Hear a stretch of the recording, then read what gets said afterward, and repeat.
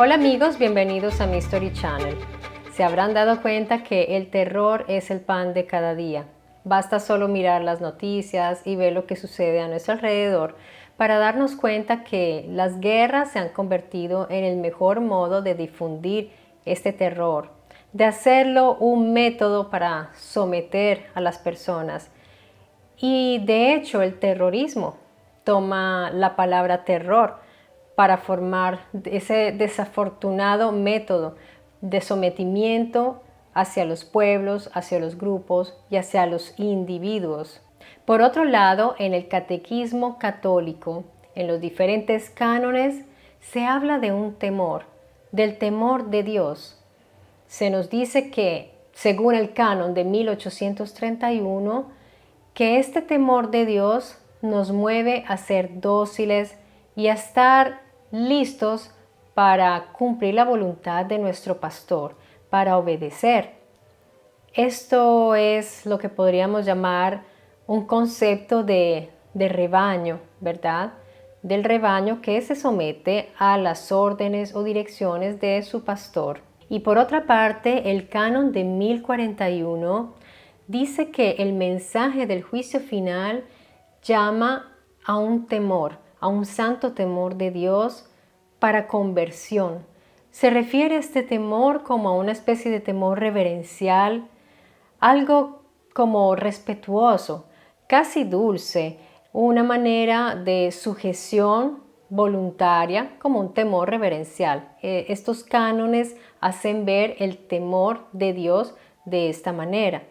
Hay otro canon, el de 1453, que nos habla ya de la contrición que quiere decir arrepentimiento, la llaman la contrición imperfecta. Ustedes se darán cuenta, aunque estos términos, ¿no? un poco complicados, existe toda una elaboración teológica alrededor de lo que nosotros leemos en el Antiguo Testamento, porque aquí se ha referido en este caso, del llamamiento al temor de Dios por medio de ese temor al juicio final. Pero en realidad ese concepto de temor viene sobre todo del Antiguo Testamento. En el Antiguo Testamento es que empezamos a ver este concepto y ya vamos a ver más adelante en profundidad. Pero aquí lo que yo les estoy contando son cánones de la Iglesia Católica que están explicando todos estos conceptos del temor, porque obviamente ellos deben encontrar una explicación a esto del temor de Dios. ¿Qué es ese temor? ¿A qué se refiere? ¿Se refiere realmente a un temor reverencial, a un temor de respeto? Porque esta elaboración del temor de Dios viene desde hace siglos y siglos. Y se ha basado esto de la contrición, por ejemplo, y el arrepentimiento, es debido a que si los fieles no se arrepienten, tienen la posibilidad de ser castigados por la eternidad. O sea, tienen la amenaza de ser castigados, un castigo eterno, tremendo, que realmente es inspirador de temor. Por lo cual se necesita esa contrición o arrepentimiento. Pero con la contrición o arrepentimiento no es suficiente, porque según la teología católica, aparte del arrepentimiento, esto tiene que venir acompañado por una confesión. De manera que la persona que siente que ha pecado tiene que ir a confesarse con un representante de la iglesia y depositar en este sacerdote todas las faltas que ha cometido. Recordemos que en la Biblia no existe el pecado. Ya les he hablado de esto en otro video y más adelante si quieren lo volvemos a recalcar, porque es importante que ustedes sepan que el pecado no existe. Lo que ellos traducen como pecado, ese concepto de pecado no existe. Existe es el equivocarse, fallar. Así que hablemos más bien de fallas, pero en el canon católico y todas estas reglas teológicas y dogmas se habla de pecado que es castigado severamente por Dios. O sea que la persona tiene el peligro de que cuando muera pueda ser castigada severamente por la eternidad, así que debe confesarse a pesar de que se haya arrepentido. Así que con esto de las amenazas, de castigos muy severos, ya nos vamos acercando un poco a lo que es el verdadero concepto de temor bíblico, porque toda esta teología donde se nos endulza un poco lo que es el temor, diciéndonos que es un temor reverencial, que es más bien un respeto. Allí, por ejemplo, en estas elaboraciones teológicas, en los cánones, se dice que si la persona, el fiel, no siente ese temor, quiere decir que no cree en Dios. Y que cuando no está presente ese temor, quiere decir que Dios no está presente. Así que esa persona está como fuera de la sacralidad y de la presencia de Dios por no sentir temor. Pero ellos hablan de como de una magnificencia, de sentir esa presencia suprema, ¿no? Nos dan a entender de que es tan supremo, tan santo, tan grande, que se debe sentir ese temor reverencial para indicar que somos creyentes. ¿Será que es así? ¿Será realmente que Yahvé se refería a que debían temerlo de esta manera, de una manera respetuosa y reverencial? Vamos a verlo.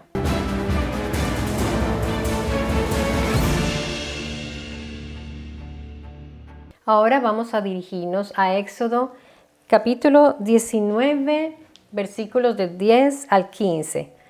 Vamos a leer aquí. 19, del 10 al 15 dice, y Jehová, bueno, aquí dicen Jehová, en realidad Jehová es Yahvé. Jehová es una manera de las tantas de escribir el nombre del presunto Dios bíblico, que a veces lo ponen como Yahvé, a veces como Jehová, en fin, según cómo ponen las vocales. Y aquí en esta versión bíblica lo llaman Jehová, pero es el mismo Yahvé. Y Jehová pasó a decir a Moisés, ve al pueblo y tienes que santificarlos hoy y mañana, y ellos tienen que lavar sus mantos. Bueno, aquí pues siempre estas traducciones y transliteraciones. Aquí se habla de santificar, pero realmente las palabras literales son limpiar su ropa. Y la palabra que usan allí en el idioma original, en el hebreo, se refiere también a piel, porque ahí se puede hacer bien la lectura de que se está hablando de limpiarse la ropa, limpiarse muy bien la piel. Es una limpieza profunda lo que ellos tienen que hacer porque Jehová lo manda. Tienen que hallarse listos para el tercer día, porque al tercer día descenderá Jehová ante los ojos de todo el pueblo sobre el monte Sinaí. Y tienes que fijar límites para el pueblo en derredor, diciendo, guárdense de subir a la montaña y no toquen el borde de ella. Cualquiera que toque la montaña será muerto positivamente. No ha de tocarle mano alguna, porque positivamente será apedreado o positivamente será asaetado. Sea bestia u hombre, no vivirá. Al que toque el cuerno de carnero, ellos mismos podrán subir hasta la montaña. Entonces Moisés bajó de la montaña al pueblo y se puso a santificar, se puso a limpiar al pueblo. Y ellos se ocuparon en lavar sus mantos. Por consiguiente dijo a la gente, alístense, durante los 3 días no se acerquen a mujer. Bueno, yo veo aquí que ese Dios de amor no se ve por ninguna parte. Aquí vemos un Dios un poco histérico también, un Elohim bastante aversivo hacia la suciedad, hacia la enfermedad. Él los manda a que se limpien. En palabras así pues muy concretas, no se habla de una santificación espiritual, realmente aquí es una limpieza. Es muy ascéptico Yahvé, no quiere que se acerquen, no quiere que toque la montaña. Yo no veo como una relación de amor cálida y cercana con su pueblo. En realidad, eso no se ve por ninguna parte. Y ahora en Éxodo 20:20 vamos a ver. Así que Moisés dijo al pueblo: no tengan miedo, porque a fin de ponerlos a prueba ha venido el Dios verdadero, y para que el temor de Él continúe delante del rostro de ustedes, para que no pequen, para que no fallen, para que no cometan errores. En realidad, el temor aquí no es ese temor reverencial que pretenden transmitirnos los cánones, es miedo. De hecho, los israelitas llamaron a Moisés, por eso él los está tranquilizando acá. Y le dicen: Moisés, haznos un gran favor, habla tú con el Elohim, porque tenemos miedo de morir. Pues imagínense ustedes después de que les dice que ni se atrevan a tocar la montaña porque caen muertos o porque van a ser apedreados, van a morir positivamente. O sea, les aseguró con certeza de que morirían.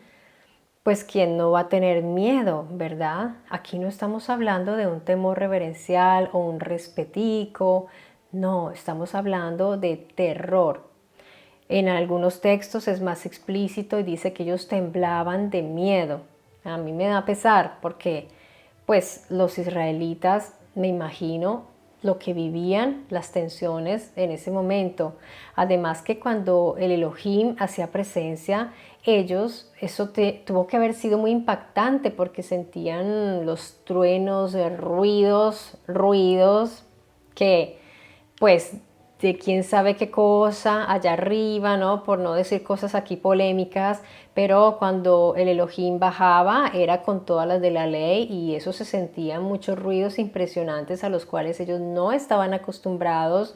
La tierra se movía porque imaginen ustedes, pues los aparatos que transportaban a los Elohim no eran cualquier cosa, así que esa montaña rugía y las famosas nubes que hacían el ruido y estos rumores, ¿no? Pues eso tuvo que haber sido terrorífico y de hecho ellos le pidieron a Moisés que intercediera por ellos, que por favor no tuvieran ellos que hablar directamente con el Elohim. Y si ustedes se fijan en esos encuentros, si vamos a ver las cosas de Dios, del supuesto Dios de la Biblia, el temor y el miedo, tenemos que hablar también de esas visitas que hacían los ángeles, o mejor, los malakim, a las personas. ¿Por qué les digo esto? Porque cada vez que un ángel, como lo llaman en la Biblia, como lo traducen, cuando se presentaban siempre tenían que tranquilizar a las personas. Si ustedes se fijan bien en esos textos donde hay ángeles, siempre dicen: tranquilo, tranquilo, cálmate, no te voy a hacer nada. Porque las personas tenían miedo de morir, tenían miedo de que algo no saliera muy bien, de que pasara algo. Esos ángeles o esos malakim eran muy potentes y ya tenemos pues registros allí en el Antiguo Testamento donde tenían un gran poder. Así que pues obviamente podemos entender ese temor, o mejor ese miedo. Ahí no hablan de temor realmente, se habla de real miedo. Además, si nos fijamos en el término original en hebreo que se usa allí en ese pasaje de Éxodo 20:20, donde se traduce como temor, se usa un término que es irá o irató. En hebreo, irató es un término que significa terror, mucho miedo o aprehensión a algo. Ahí no dice temor. Temor es un eufemismo si hablamos de lo que ellos sentían cuando Yahvé, cuando el Elohim hacía presencia. Está hablando de una aprehensión y un gran terror, que temblaban, tenían realmente mucho miedo. Y si nos fijamos, Yahvé constantemente les hacía amenazas a ellos, los amenazaba. Él les llega a decir que si ellos tenían primos, hermanos o la esposa, su persona más querida, se iba a adorar a otros Elohim, tenían que matarlos. Así fuera su vecino, su primo, su esposa, su mamá, la persona que fuera su propio hijo, tenían que apedrearlos hasta morir. Ustedes díganme si ellos tenían temor. No, ellos tenían terror, porque eso es un régimen del terror. Como los gobernaba este Yahvé, era bajo un régimen del terror. Y por otro lado, nos damos cuenta que Yahvé era realmente muy celoso, como él mismo lo decía. Yo soy un Elohim celoso. No quiero que ustedes vayan a servir a otros Elohim. Nos damos cuenta que los Elohim eran individuos que querían para sí servicio. Ellos querían que los sirvieran. Y eran muchos, porque Yahvé competía con los Elohim. A mí que me vengan a decir que esos otros Elohim o esos dioses, como lo llaman en las traducciones, eran de piedra, de madera. Si es así, ¿por qué estaba tan celoso Yahvé de esos otros Elohim extranjeros y nuevos, como los llaman ahí en la Biblia? Eso nos hace pensar, ¿verdad? Y eran varios, y en la Biblia hay varios nombres de esos Elohim. Así que nos podemos dar cuenta que no era solo Yahvé. Yahvé después lo volvieron el Dios único y todo eso sucedió después. Pero en realidad ellos también querían servir a otros Elohim y pues si lo hacían les iba muy mal porque Yahvé era bastante fuerte en sus castigos y eso lo podemos ver allí. Es interesante ver que en Génesis 17 el Elohim Yahvé se presenta a Abraham y le da su nombre. Le dice, yo soy Dios el Omnipotente. Así es como nos lo traducen a nosotros. Pero si nosotros vamos a ver en la exégesis dice que esa traducción no es exacta y es incierta. No les agrada esa traducción a la exégesis. Y ellos propusieron que significaba el de la montaña o el de la estepa. No el de la montaña o el de la estepa. Es el que yo ya les he indicado que él es el singular de Elohim. Entonces el Elohim de la montaña, el de la montaña o el Elohim de la estepa. Esa es la propuesta de la exégesis como traducción a ese El Shaddai. Entonces, en la escritura de El Shaddai vemos que el Dalet o Dalet tiene un puntito interno. Ese punto indica que el Dalet va duplicado. A nosotros eso nos significa en la pronunciación doble D. O sea, que no sería el Shaddai, sería el Shaddai con doble Dalet o doble D. Entonces, la raíz Shaddad significa claramente actuar con violencia. Y esta raíz Shaddad está conectada con Shaddai. Esto está indicado en el diccionario de hebreo bíblico, tal vez uno de los mejores de estos últimos tiempos. O sea que podemos notar que en el mismo supuesto nombre de Dios, ¿no? Como nos lo quieren indicar, que El Shaddad es el nombre de Dios, pues está implícito esta característica suya, el actuar con violencia. Y esto no es una cosa incoherente con todo lo que podemos ver en la narración bíblica. Es totalmente correspondiente a el temperamento, el comportamiento de este Elohim llamado Yahvé, que se le presentó a Abraham, que él mismo da la indicación en su nombre.